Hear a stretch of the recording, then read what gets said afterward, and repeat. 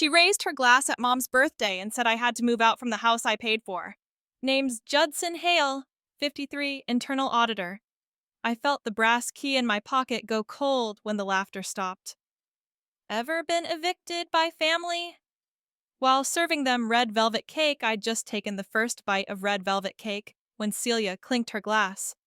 The backyard, dressed in strings of white lights and folding tables with checkered runners, buzzed with polite laughter and the occasional clang of a fork against china. Mom turned 78 today, and she insisted on something simple, Judson, which naturally turned into 30 people, a catering tent, and a slideshow of family photos that no one but Celia had asked for. Celia stood at the head of the main table, framed perfectly by the pecan tree, whose limbs sagged with age and Spanish moss. Her hair was pulled into its usual taut bun. Her earrings clicked with each exaggerated nod. She raised her glass toward Mom, then pivoted. I just want to thank everyone for coming. She beamed. And as we all look toward new chapters, I've decided I'll need Judson to move out of my house this month. Laughter popped like champagne corks. Miss Yvonne from next door snorted into her napkin. A couple of heads turned toward me, waiting for the joke's second half. I smiled, reflex not feeling, and took another sip of lukewarm tea. It tasted like rust. Celia didn't look at me when she sat down, just adjusted her napkin and returned to carving her chicken breast like nothing had been said. Mom's smile didn't fade, but her eyes shifted down toward her lap. She didn't look up again for the rest of the meal. As the party stretched into twilight, I stayed on autopilot refilling punch, helping the deacon carry extra chairs into the shed, nodding when someone asked if I still did something with spreadsheets. I caught Celia whispering to the caterer about reorganizing the storage area. My storage area. You can shift the bins toward the back, she said, flipping her clipboard. The ones labeled JH can be moved out by next week. I didn't speak. Not yet. Later, after guests had filtered out with hugs and leftover pie, I found Mom alone in the kitchen, wrapping cake slices with more plastic wrap than necessary. She didn't hear me at first, or pretended not to. Mom, I said softly. Did you know she was going to say that? She tightened the wrap until it looked like shrink film. Let's not spoil today, Judson. That wasn't a slip of the tongue. She's serious. She's stressed. The school board hearing the budget issues. It's not her house, I said, quieter than I meant to. It never was. Mom paused. Then she set the cake down, adjusted the edge of a paper plate, and murmured, Let's just get through the week, please. And that was the end of that. Back in my room upstairs, right hallway, the one with the window that never fully shut, I opened my closet. The brass key hung where it always had on a dull silver hook above my dresser. I slid it into my pocket before climbing the attic ladder. The attic smelled like insulation and dust-old photo albums and cardboard boxes that hadn't been moved since Dad passed. I found the blue plastic folder tucked behind a box of Christmas ornaments. Inside the 2016 mortgage contract, the original appraisal report receipts for the roof, I'd replaced the bathroom I'd remodeled the HVAC unit I'd paid for out of pocket when Celia said we could tough it out one more summer. Every page bore my name, every signature in my looping cursive. No trace of hers. No joint anything. Downstairs, the house creaked, pipes settling or someone using the kitchen faucet. I listened for voices, none. Just the hum of an old fridge and the rhythmic tap of something knocking against the screen door in the breeze. I returned to my room key still in my pocket. I set it on the nightstand and stared at it. The brass had dulled over the years, but the shape was the same. It used to open the front door. Then Celia had it rekeyed without telling me. And still, I kept the original, like muscle memory, like denial. When exactly had it stopped being my house? I turned off the lamp. Outside, the wind pushed at the pecan tree, sending long shadows dancing across the hallway. I lay awake longer than usual. Not angry, not yet, just sorting through the kind of weight that only sinks in once everyone else has gone home. At 2:03 a.m., I sat on the floor with a folder splayed open around me like a broken fan. My lower back ached against the baseboard heater, and my right foot had long since fallen asleep, but I didn't move. Not yet. The floor of my bedroom, same worn beige carpet from 1990, had never felt so small or so cold. Around me, 12 bank statements, a half-dozen property tax receipts, 2 roofing invoices, and 1 crumpled utility bill that still smelled faintly like mildew. They curled at the edges like autumn leaves. I reached for the next envelope. Citizens Mortgage. Paid in full notice. My name, Judson Hale, printed 3 times in bold font. Celia's name, nowhere. The draft from the window crept along the back of my neck. I tugged my old college hoodie closer, exhaled into my cupped hands, and picked up another sheet. And another. Each one was a memory disguised as proof, a hard number where there used to be good intentions. Underneath a faded HOA warning letter, I spotted an envelope I didn't recognize. Off-white, sealed with a sticker shaped like a dove. Judson for your records written in Mom's unmistakable cursive. The Y in your looped twice. Just like when she signed birthday cards. Postmarked December 2017. I opened it with a fingernail. Inside, a typed letter from her church's family committee, something about appreciation for upkeeping the Hale property in a manner that honors its legacy. Folded within a handwritten note on lined notepad paper. You're doing the right thing, son. This house is a blessing. Let's keep it in the family. Mom. I held it in both hands for a long time. Then I laid it gently on top of the stack. Let's keep it in the family. Translation. You pay, we inherit. Celia had always been more involved with Mom's medical appointments, the neighborhood Facebook group, who was bringing deviled eggs to the potluck. I was the background noise, the one with the salary, the spreadsheet, mine the steady but forgettable existence. I opened my laptop, pulled up archived PDFs I hadn't touched in years. Each had been renamed with the care of someone who expected gratitude. Roof replacement JH PDF, fence permit 2020.pdf, water heater Judson PDF. I clicked open one after another, watching my name flash across top margins like a punchline I never meant to tell. My phone buzzed beside me. New voicemail. Celia's voice measured almost warm. Hey, Judd. Just checking in. We'll coordinate a date for your move. Don't worry, we'll give you time to get everything sorted. No rush, okay? I played it again. This time the okay at the end stung a little more. Like she was offering me a favor I hadn't asked for. The next document I grabbed was thick and slightly sticky along the edge. Backyard renovation 2019.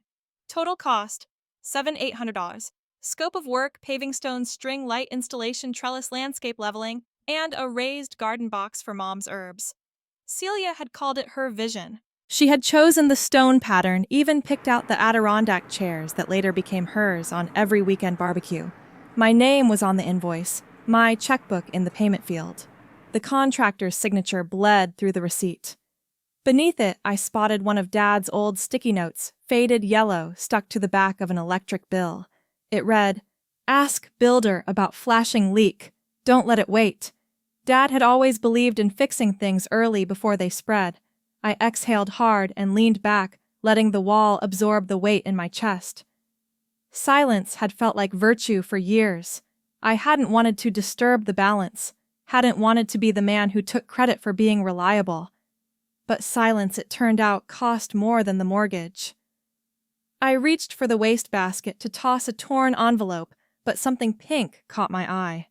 Folded in the bottom, a small post-it. The handwriting was Celia's loopy confident, penned in purple gel ink. You make the best decisions when you don't ask too many questions. I remembered this note. She'd left it on the fridge the day I told her I'd renewed the home insurance without her input. I'd laughed then. thought it was playful. Tonight it felt different. I placed the sticky note next to the stack of invoices, then stood. The brass key still sat on the nightstand from earlier, catching what little moonlight filtered through the blinds. I picked it up, ran my thumb along the worn teeth, and wondered how many years I'd been carrying both the key and the illusion of ownership. The room felt smaller somehow. Or maybe I just saw it differently now. It had been 10 years since I last drove out to Baxley, and not much had changed. The roads still narrowed as they left the interstate, curling through pines and gas stations with hand-painted signs. A tractor passed me on the shoulder about 3 miles from Delmont's place, its driver waving lazily with 2 fingers like we were old friends. That was the rhythm of things here, slow, deliberate, and not too concerned with the world beyond the county line. Delmont's house sat just where I remembered it, crouched low against the trees like it didn't want to be noticed. The paint on the clapboard siding had peeled back further since my last visit, revealing gray beneath the once white. Wind chimes hung from 3 different corners of the porch, their tones clashing like a choir that couldn't decide on a key. Somewhere inside, a radio hummed low, with gospel not loud enough to sing along, just enough to fill the air with something steady. He was already on the porch when I pulled in, one boot up on the railing, his elbow resting on a folding lawn chair that had lost half its vinyl slats. A cracked mason jar sweated tea onto the wood beside him. "Didn't think I'd see you before Thanksgiving," he said, not moving. "Or ever, maybe." "I didn't think I'd come," I replied, stepping out of the car. "But here I am." He nodded toward the extra chair beside him, paint-chipped sturdy enough. "Sit a spell." I did. The chair creaked like it was protesting my presence, but it held. The porch smelled like tobacco pine sap and the faint tang of motor oil that had seeped into the boards over decades. Delmont handed me a mason jar, filled halfway with iced tea, no lemon, no sugar. "You drove 2 hours for something, so let's skip the pleasantries." I took a sip. It tasted exactly like honesty, plain cold, unvarnished. "Celia wants me out," I said. "Of the house I paid for." Delmont let out a breath through his nose, not quite a laugh. Always did know how to decorate the truth with flowers, that one. "It's not just the house, it's—" I trailed off, unsure how to say it. "It's the feeling that everything you gave has been relabeled as theirs," he finished. I stared at the edge of the porch, where a wood plank had curled upward like a split lip.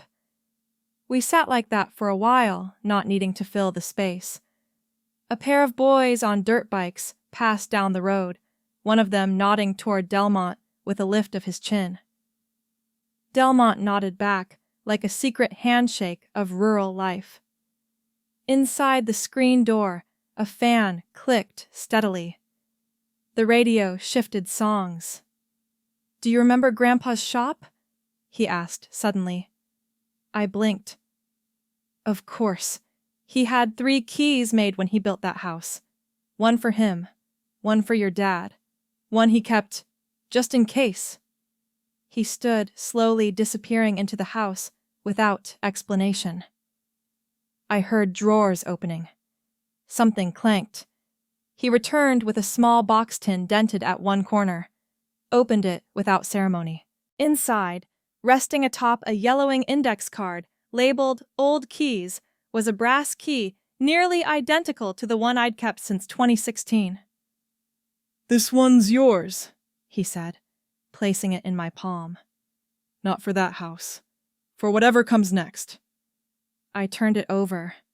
1971 was scratched faintly on the back, almost illegible. "I thought Celia already had a set," I said quietly. "She's got locks," he said. "You've got roots." We sat again. I rolled the key between my fingers. Funny thing about family, Delmont continued. They talk a lot about values, but don't always ask if the value was mutual. Family values ain't family unless there's value on both sides. I nodded, not trusting my voice. You've been holding that house together with your money, your time, your quiet loyalty, he said. But all they see is the name on the deed. And that name ain't yours. I looked up. You walked away a long time ago. Does it ever stop stinging? He smiled. No, but it stings less when you stop trying to prove you should have been kept. For a moment, the wind carried the smell of cedar mulch. A memory from childhood surfaced Grandpa chopping logs, sweat darkening his collar, humming the same hymn, now playing on Delmont's radio. I wondered how many pieces of that man still lived in this porch, in these chairs, in the silence we both had learned to live inside. Delmont reached into his pocket and pulled out a small notepad, scribbled something down, and tore off the page. This is a man in Augusta who helps vets and old-timers with housing transitions. Not saying you're either. He smirked, but he owes me a favor. I folded the note without looking at it. Thanks. As I stood to leave, Delmont stayed seated, his eyes following a crow that had landed on the edge of the roof. Judd, he said without turning, maybe it's time to build your own walls and your own doors. I walked back to my car, feeling the key in my palm cool and weighty. The wind chimes clanged again, their discordant music sounding less chaotic this time, more like a language I'd almost forgotten how to understand. The first thing I noticed was the new doormat. It read, "Her Place," with a cursive welcome, printed below in pink. The kind of mat Celia would have mocked in a gift shop called tacky with a budget. And yet here it was, defiant, floral, and a little too clean. The second thing I noticed was the note taped above the doorbell. Judson, let me know when you'd like to collect your belongings. C, typed. Not handwritten, not even signed with her usual squiggle. Just C, like a manager signing off a memo to a former employee. I touched the brass key in my pocket before trying the knob out of instinct. It didn't turn. She had changed the locks. The porch light flickered as I pressed the bell. A few seconds later, the door opened just enough for her face to appear taut, unreadable, the kind of expression someone wears when they've practiced it all afternoon. You've got 10 minutes, she said. No, hi. No, come in. I stepped inside. The smell hit me first lemon cleaner, and something synthetic, maybe a new plug-in air freshener shaped like a daisy. I didn't recognize it. I didn't recognize a lot of things. The couch had been moved. My recliner was gone. The hallway wall, once home to a photo collage I'd made for Mom's 75th, now displayed a modern mirror with a gold frame. I walked toward my old bedroom. The door was already open. Inside, boxes stacked in uneven towers. One labeled Judson, closet, another simply Misk. My name was missing from the Wi-Fi list on the tablet resting on the hallway console. The new network Hale Castle. Cute. In the kitchen, I saw her favorite mug still on the counter, the pale green ceramic one with the chipped lip, the one I bought her in Asheville 5 years ago. She always forgot it in the sink. I always washed it. It sat now like a ghost of routine, untouched and dry. I brought the folder. I said quietly, holding it up. She barely looked. The house is in Mom's name, and Mom gave it to me. That's not what the records say, I replied slower this time. Everything in here, taxes, improvements, the mortgage, it's all mine. Celia stepped closer, eyeing the folder like it was a prop in a play she didn't audition for. Judd, you were living here. Paying things doesn't mean you own them. You were helping the family. I opened the folder on the kitchen counter. Receipts spilled like shuffled cards, the backyard invoice, the HVAC replacement, the roofing permit. She swept her hand across them, maybe to tidy, maybe to dismiss. One page floated to the floor. And with it, the brass key from my shirt pocket, the one Dad gave me in 2016. It clinked against the tile. Celia stepped back, but not before her heel caught the key's ring. It snapped. The metal ring spun toward the fridge, landing beneath a magnet shaped like a peach. She didn't apologize, just looked down. "That yours?" I bent to pick it up. The ring was broken clean through. The key, though, remained intact, scratched but solid. I held it in my palm for a long second, then slipped it into my shirt pocket without a word. In the corner of the fridge, a half-torn post-it clung near the butter tray. In Celia's handwriting, I recognized what was left. "Shelf's empty, bro." Probably once read "Your shelf's empty, bro," a note to someone, or a message to no one. I walked back to the hallway and took one box, the one labeled closet. It was light-filled with button-ups and a pair of cufflinks from Dad. I tucked the folder under my arm, adjusted the strap, and turned toward the front door. Celia didn't follow. I didn't turn back. As the door closed behind me, the lock clicked not loud, but final. It wasn't until I reached my car that I realized I hadn't said a single word goodbye. And neither had she. The envelope arrived on a Thursday heavy stock embossed with a cursive gold H. Inside, an invitation that read more like a summons. "You are cordially invited to the Hale Family Legacy Gathering, a celebration of heritage stewardship and shared history. Location Savannah Public Library Community Room A. Attire business casual." Celia had always known how to dress a power play in polite language. I reread the words twice before folding the invite back into its sleeve. A celebration, she called it. I knew better. It was her coronation. I spent the evening printing financial records, but not for the reasons she expected. The community room was one of the older wings of the library high ceilings. Pale yellow walls with hairline cracks, hardwood floors that moaned like a church pew when you shifted your weight. A portrait of some long-forgotten Civil War general hung crooked above the fireplace. Beneath it, chipped china teacups sat stacked beside a plastic pitcher of lemonade. By 3:00 p.m., the room had filled with cousins I hadn't seen since Maureen's hip replacement, 2 aunts who still wore Easter brooches year-round, and a few uncles who offered shoulder slaps that hurt more than they used to. Mom sat near the front wearing her green blouse and the necklace I bought her for her 70th, the one Celia said looked too expensive for her taste. Celia stood near the projector, clicker in hand. Her outfit was precise navy blazer, matching flats, pearl studs. She looked like a keynote speaker at a PTA summit.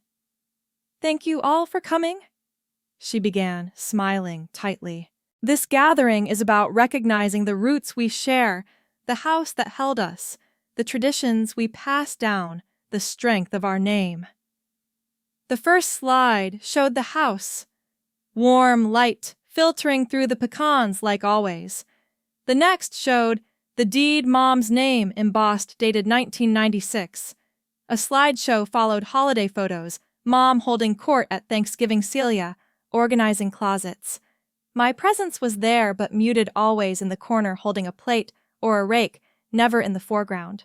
When she reached the slide titled "Succession Planning for a Stronger Future," a few heads turned. I didn't speak. Not yet. Celia clicked to the next image, a spreadsheet of projected costs for maintenance utilities and legacy upkeep. She gestured, with practiced calm. "As the new steward of the Hale home, I believe it's time to formalize what was always true." The words floated heavy in the air. Maureen looked down. One of my uncles coughed into his fist. My cousin Nathan glanced at me as if waiting for a cue.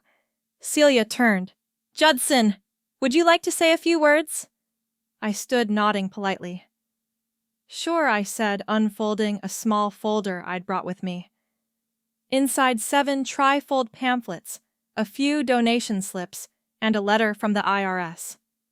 I passed the first brochure to Mom, then Aunt Denise, then Cousin LaShawn. Each began reading in silence. "I've started something," I said, voice even. "It's called the Hale Foundation, a nonprofit. Its mission is to support retirees with no next of kin, those quietly navigating their final decades alone." Murmurs rippled across the room. "It's fully funded," I added. "By me. Everything I've saved over the last 3 decades, from bonuses, audits, consulting gigs. I liquidated my investment account last month." Another beat of silence. Then Maureen, still reading the brochure, brought a hand to her mouth. Celia stared, frozen. I continued placing the IRS 501c3 determination letter on the table. "I'm not here to take anything back," I said. "I'm here to build forward." The mission statement was handwritten. On the back of each pamphlet was a quote Dad used to repeat: "What we hold isn't nearly as important as who we lift." No mention of the house, no plea for fairness. Just paper ink and something that looked suspiciously like peace. Gasps had faded into a stillness that felt earned. Then Celia stood, arms crossed, voice sharp. "You're doing this to make me look bad." I looked straight at her. "You're doing that on your own." Someone near the back let out a low exhale. It might have been a chuckle, or a sigh of relief. Celia didn't respond. Her fingers clenched around the clicker. She turned off the projector without another word. I stepped aside and sat back next to Maureen, who took my hand and didn't let go. Outside the room, the sky had darkened. Rain tapped lightly on the window pane, steady as a metronome. I watched it for a while, letting the sound do what words couldn't. And in my pocket, the broken brass key was still there, intact where it counted. Uncle Delmont arrived just after the lemonade was poured into plastic cups for a second time. The room had settled into that strange, post-reveal silence, not tense, not relaxed, but full of things unsaid. The slideshow screen had gone black. No one had turned it off. It had simply timed out, as if the moment had spoken enough. Then the door creaked open. Delmont walked in like he'd been expected all along. He wore a denim jacket, scuffed boots, and a hat embroidered with Veterans for Peace in faded white thread. In his left hand, he held a small frame wrapped in a folded bandana. His right hand tapped his thigh rhythmically, like it was keeping tempo with a song only he could hear. Everyone turned. Celia sat straighter. Maureen's fingers twitched in her lap. Even Nathan, who hadn't looked up since the foundation reveal, leaned slightly forward. Delmont didn't speak right away.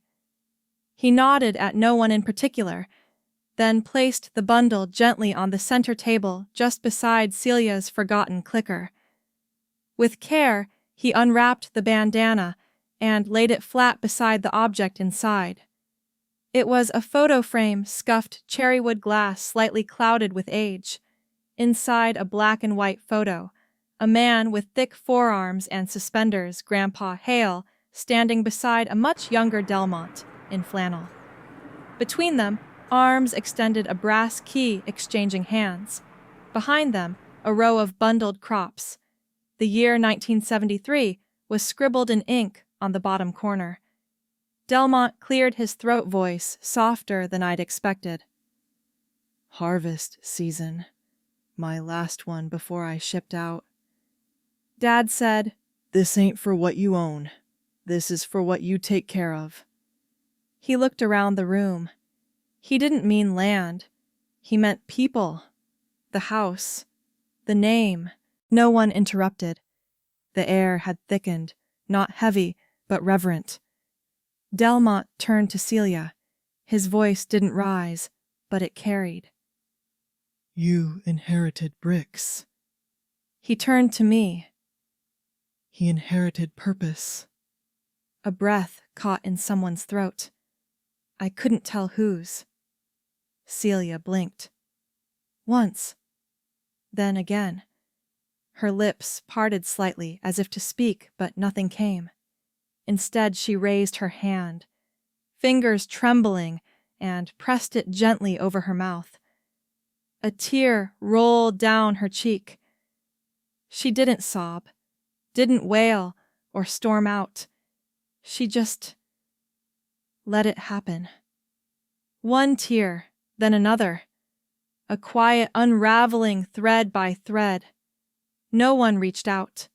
Not out of cruelty, but because the moment didn't call for comfort.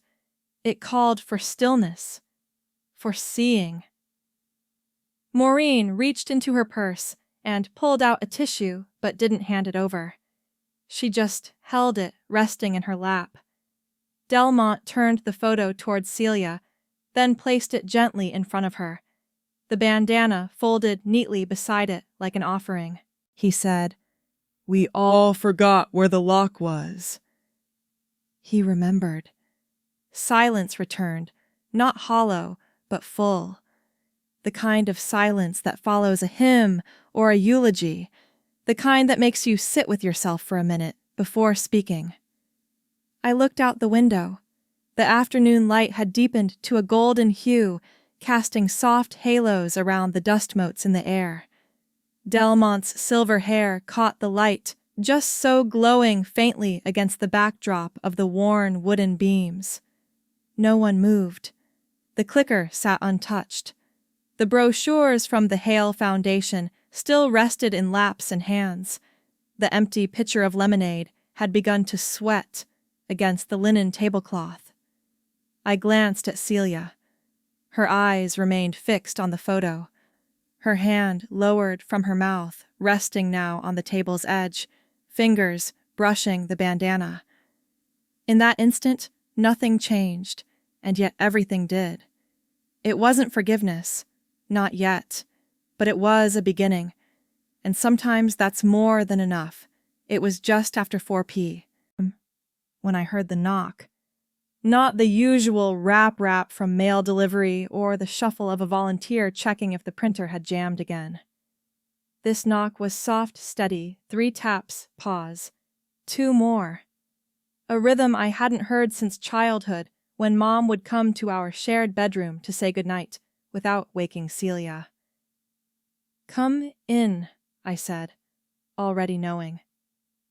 She stepped into my small office like she was stepping into a museum, careful not to disturb anything, eyes drifting across the corkboard, the battered couch, the chipped mug now holding pens by the coffee machine. In her hands, a wooden box. Cherry wood, hand lacquered, etched with tiny dogwood flowers. I hadn't seen it in 2 decades, not since Dad's tools had been packed away after his stroke. Her fingers tapped the lid, same rhythm as the knock. I wasn't sure if you still liked ginger snaps, she said, nodding toward the tin of cookies someone had left at reception. I smiled.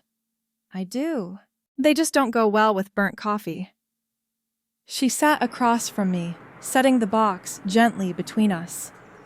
Her posture was straighter than usual, though her eyes looked tired, not from age, but from all the years she hadn't said what needed saying. I cleaned out Celia's old linen closet, she said. Found this tucked behind her sewing box. I waited. She opened it. Inside, nestled in a faded cloth, was the brass key.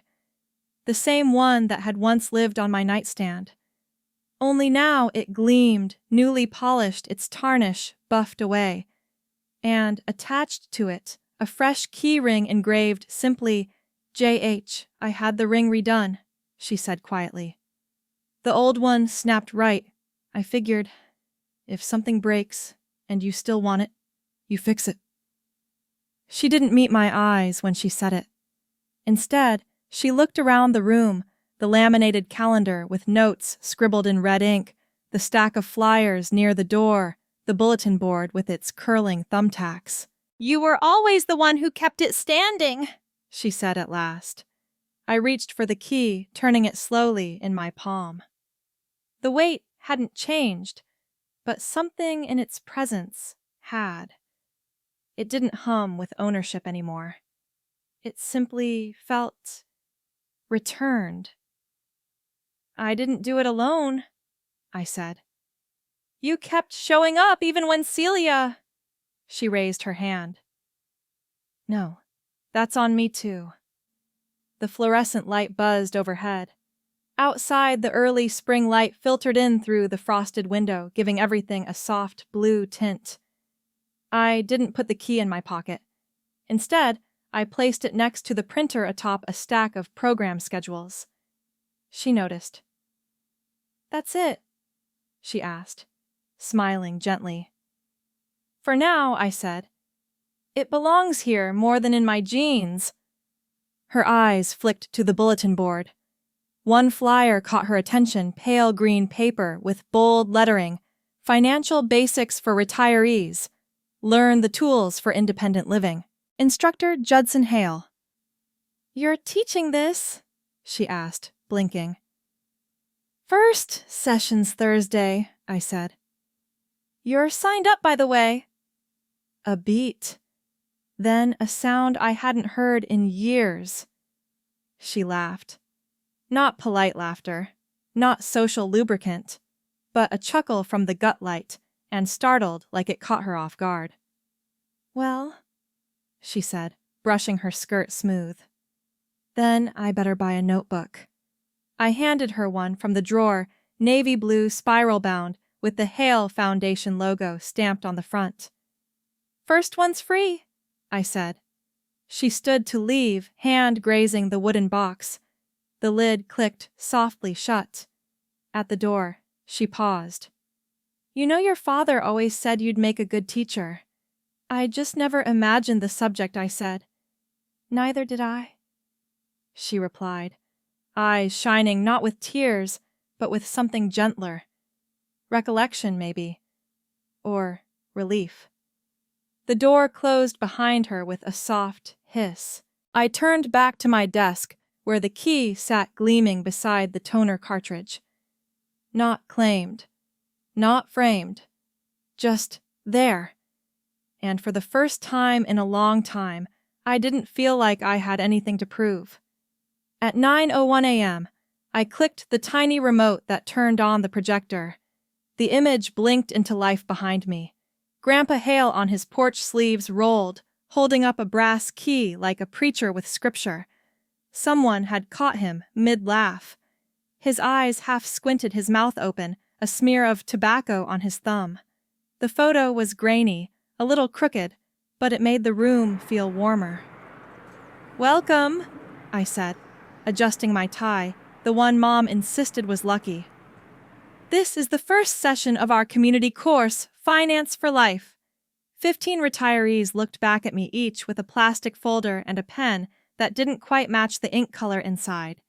The room, formerly a dance studio, still smelled faintly of fresh paint and lemon cleaner. A wall-length mirror had been covered with corkboard and posters.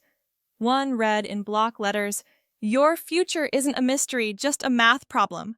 To my left, a whiteboard already bore a few scribbles from a volunteer's handwriting, budget basics, password safety, and avoiding the Medicare scam. In the front row, Maureen sat upright, glasses perched, low, pencil already moving. We began with checking account literacy. Simple stuff. How to read a statement. How to recognize monthly service fees dressed up in pretty names like digital convenience charge. I clicked through slides on how to build a paper trail, how to call a bank, and ask the hard questions. About 45 minutes in, I demonstrated how to reset a Gmail password. A retired nurse named Claudette had been locked out for weeks. Mom helped her navigate the screen. "Click the little gear," she said gently. "No, not that one, the one that looks like a daisy." They laughed. A small sound. Then again. At break, I poured coffee from a dented thermos and passed around banana bread someone's niece had baked. It was still warm. The smell reminded me of those rare Sundays in childhood when Celia and I weren't fighting over TV channels. Back at my desk, I found a small envelope. My name just Judson in faint blue ink. Inside a letter, handwritten, a little smudged at the corners like someone had pressed too hard or changed their mind mid-sentence. You built what I couldn't understand. But I see it now. I'm sorry. C. I read it once, then again. No fanfare. No grand apology. Just recognition. I stood, crossed the room, and tacked it beside the first donation receipt we ever received, a $20 check from a man who paid in quarters. Above them, both the brass key hung in a small shadow box, its new ring still gleaming.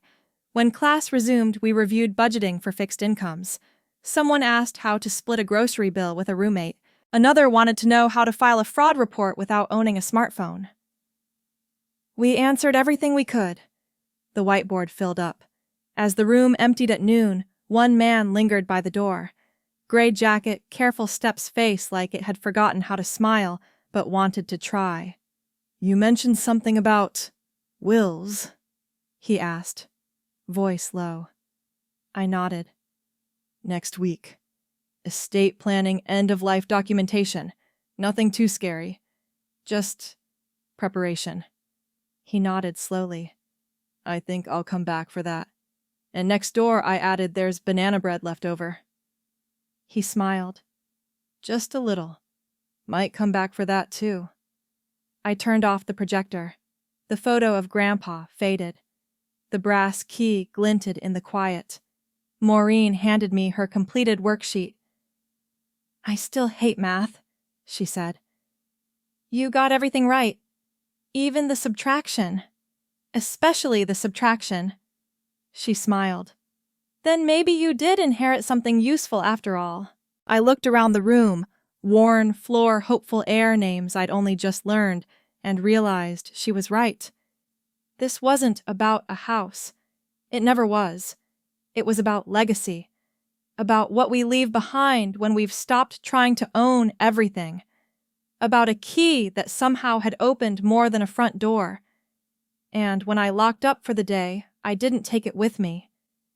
It stayed on the wall, right where everyone could see it. The sunlight caught the edge of the key as it hung above the whiteboard, its polished ring gleaming like it had always belonged there, not in a pocket, but in plain sight. The scent of banana bread still lingered, mingling with the quiet hum of new beginnings. I used to think legacy meant leaving something behind. Now I know it's about showing up again and again, even when no one asks you to. Sometimes the locks we fight to open were never broken, we just forgot which key to use. Even fractured bonds can be reforged if you're patient enough to hold the pieces. Have you ever been handed a second chance in a form you didn't expect? Share your story in the comments, and if this touched you, feel free to follow along. There's more warmth to come.